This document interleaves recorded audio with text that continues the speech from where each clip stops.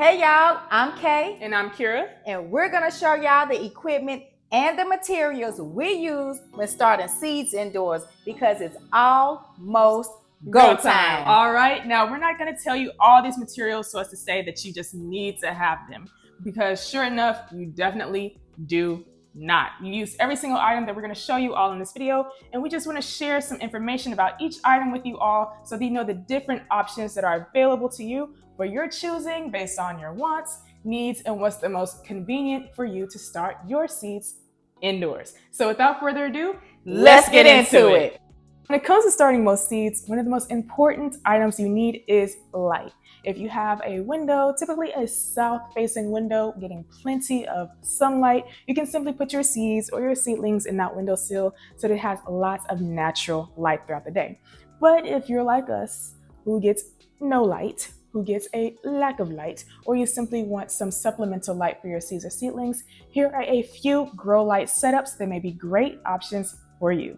All right, y'all. The first type of light setup we use is clamp lights, but they're also called work lights.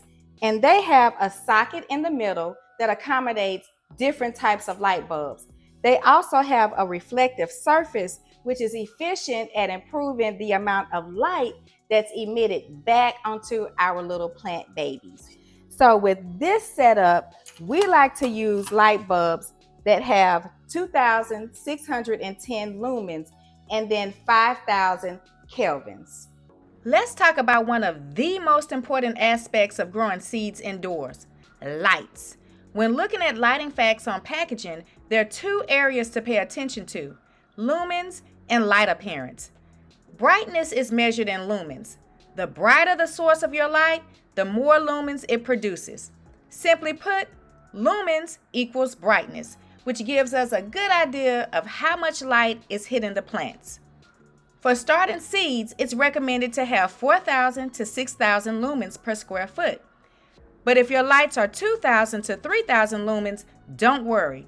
That's enough for germination and early growth as long as you give the seedlings 12 to 16 hours of light daily. Now, don't stress out if you're not hitting those perfect numbers. The key is using a good grow light, keeping it close to your seedlings, and giving them plenty of light time. Now, let's talk about light appearance, which is also known as color temperature. Light appearance is measured on the Kelvin scale, which ranges from 1,000 K to 10,000 K, with 1,000 being warmer red hues and 10,000 K being cooler blue hues. So basically, color temperature is a way to describe a light's appearance. But why should we even care about a light's Kelvin number when we're choosing lights? Well, light colors can initiate different growth characteristics in plants. For instance, blue light promotes strong stems, lush leaves, and root development, while red light promotes flowering and fruiting. So, when choosing lights, full spectrum lights are the optimal choice and would generally be between 5,000 and 6,500 K, which simulate natural sunlight.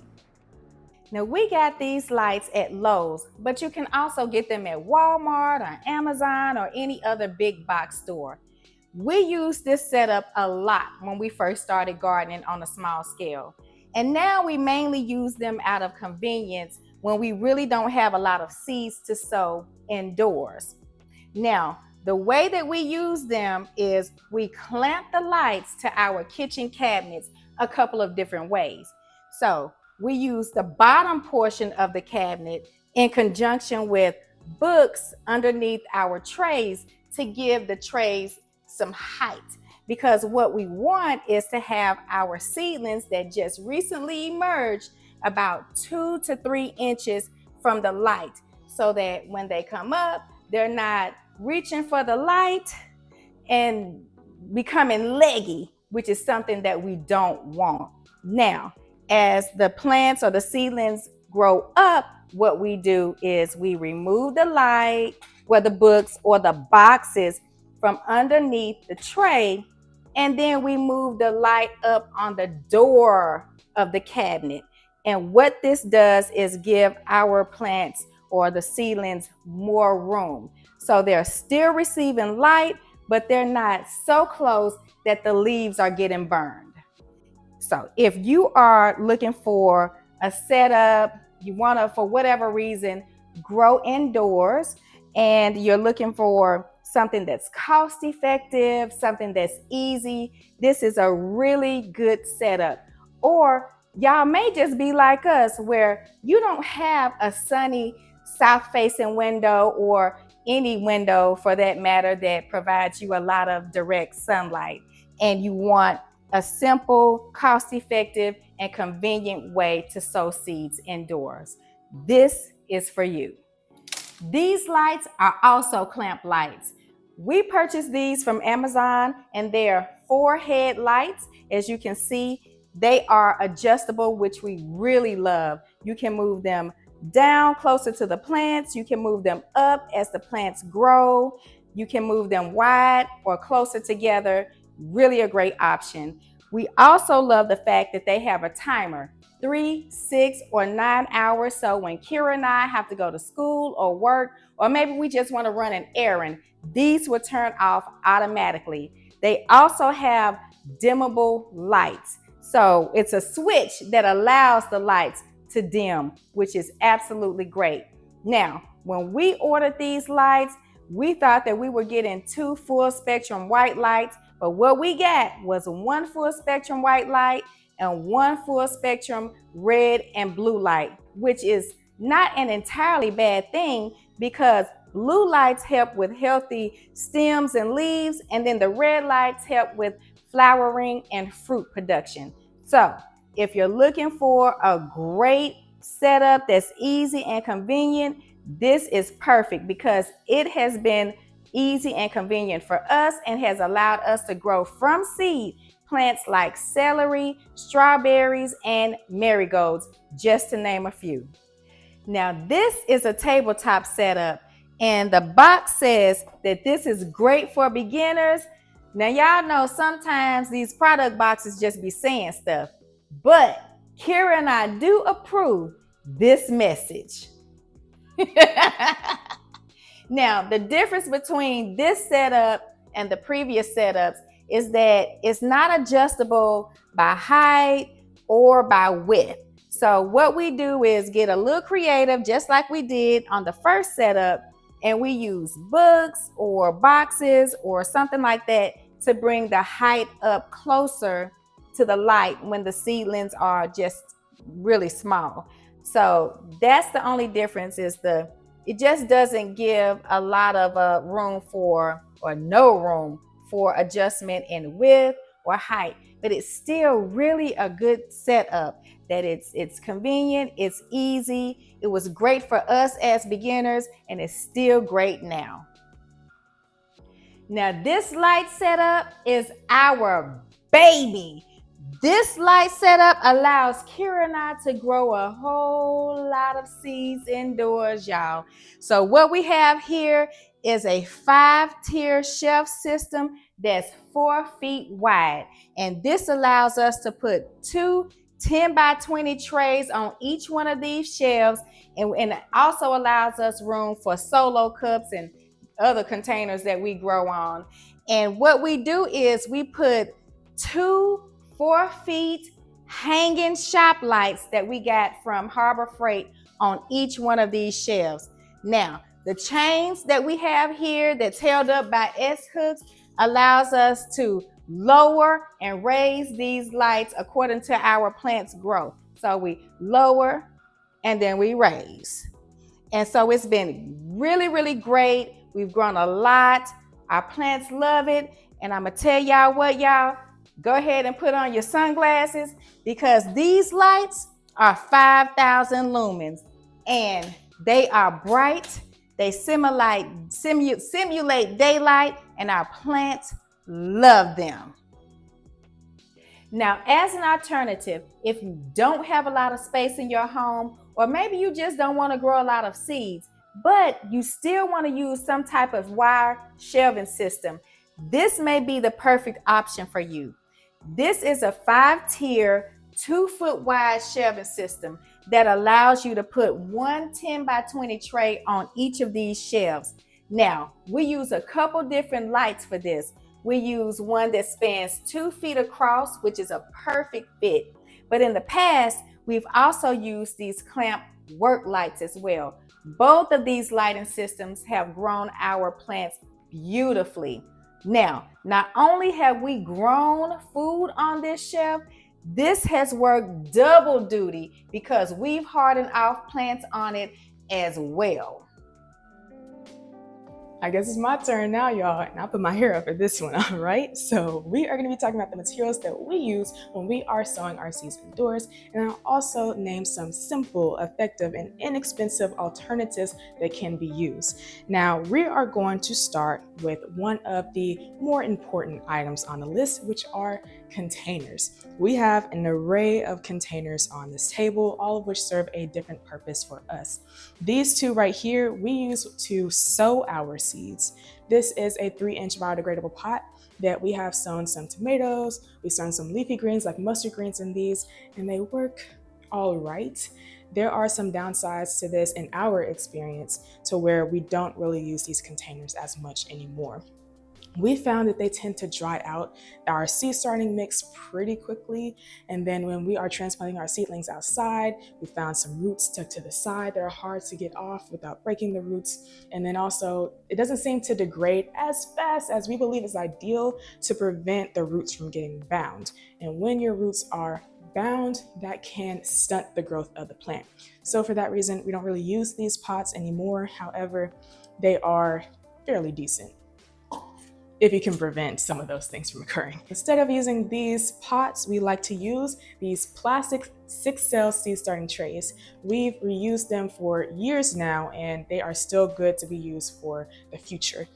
We put our seeds in these containers and we sow multiple seeds in there to where when they start growing up, they like to kind of push each other out the way. When that happens, we can easily take the seedlings out and transplant them into these containers. These are more of our up-potting containers, I would say. This is a larger 6-cell seed starting tray. We've sown some seeds in here before, but we mainly use it for up-potting our seedlings so that they have enough room for their roots to develop properly and grow a healthy plant. If you don't want a tray that has all these seedlings in one space, there are some ones that are single, like this one. This one is also single. We've saved this when we've bought a plant before. Same scenario with this one. This is a container that we've saved when we've bought a plant. So save your containers, y'all. You never know what you may use them for.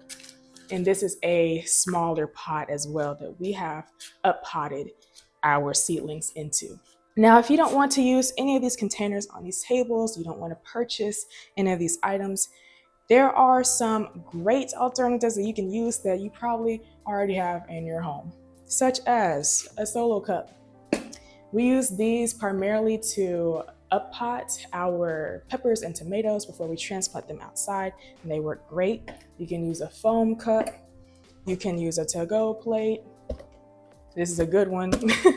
And you can use, some people use like yogurt containers or just any other kind of container that will be suitable for your plant to grow up in.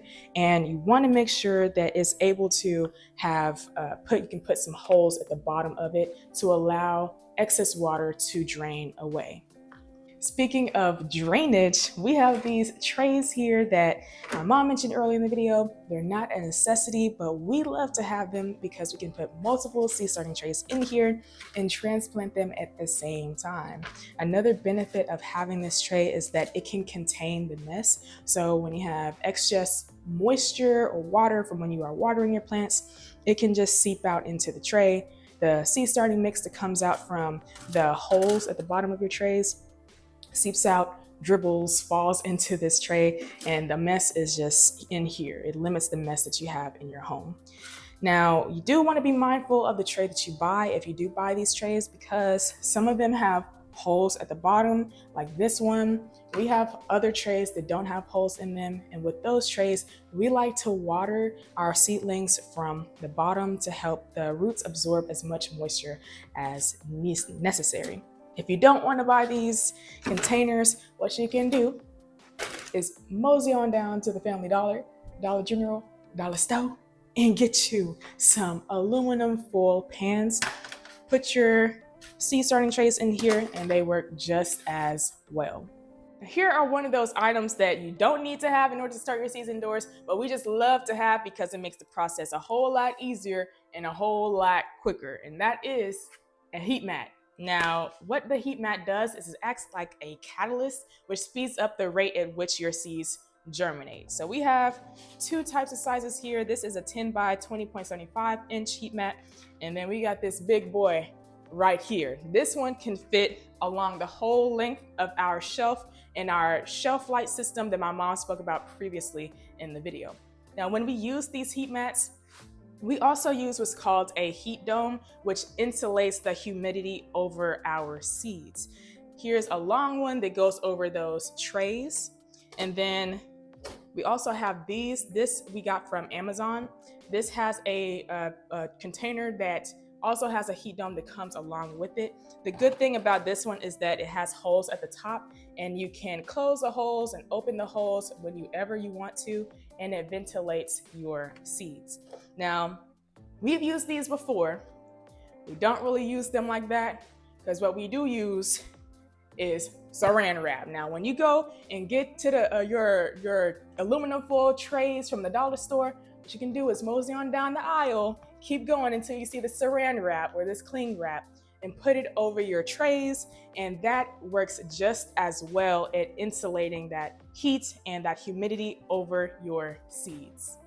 We're almost at the finish line, y'all. We're going on to one of the most important items that you do need to start your seeds, and that is some kind of growth medium. Now, we like to use a ready-made seed starting mix, but you can use whatever materials that are available as long as they are lightweight, they're porous, and they allow for air to circulate throughout it. That can be materials such as vermiculite, perlite, coconut coir, peat moss, sand, and bark. Typically, an ideal seed starting mix has a mixture of those materials, typically at least 3 of those materials, like this one.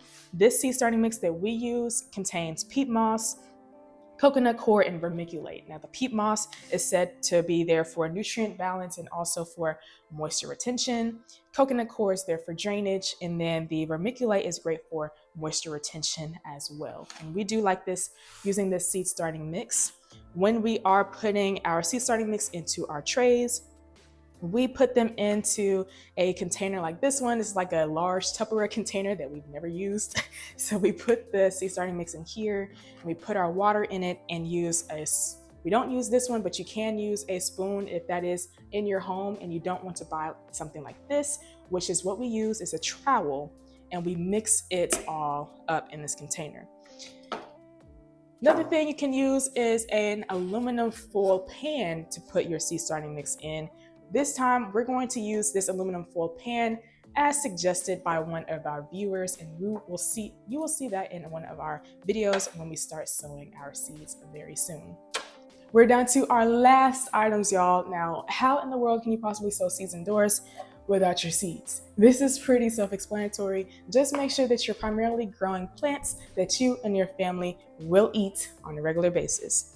Other than that, the other items on the table are some things that we personally must have, and that is labels. Now, unless you have an incredibly superb memory, and even then, you may need some labels like this. We mainly use these labels outdoors, but we've also used them in our seed starting trays inside. We would write the name and variety of the plant with a permanent garden marker. This marker is water resistant and also UV ray resistant. Put them in the tray and you're good to go. You remember where it is, and that's good. However, we don't really use these labels like that. What we like to do is get some good old masking tape, and we write the name of the plant, the variety of the plant on the tape, tear it off, and put it on the seed starting tray. And that helps us remember where everything is. Other than that, the only other items that we have to have is a spray bottle. And this spray bottle is used to spray our seeds because you need your seeds to be constantly moistened in order to germinate. The water is what breaks down that seed coat and allows the embryo or the seedling to emerge and continue to blossom into your mature plant. If you don't have a water bottle, a spray bottle like this, you can use a water bottle and poke some holes in the top and just let the water dribble on top of your seeds that way.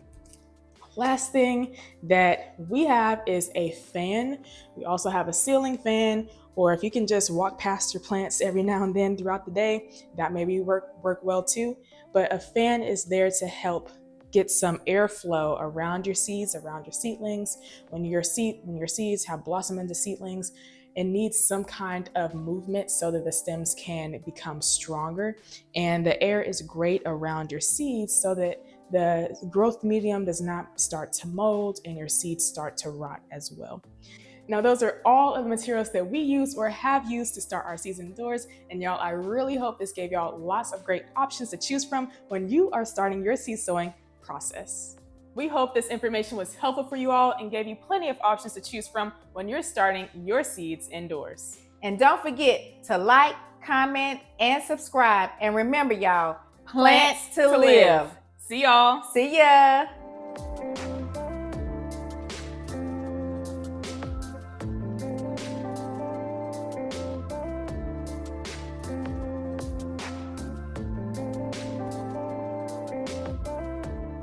Hey y'all, I'm Kay. And I'm Kira. And we're gonna show y'all the equipment and the seeds. Okay.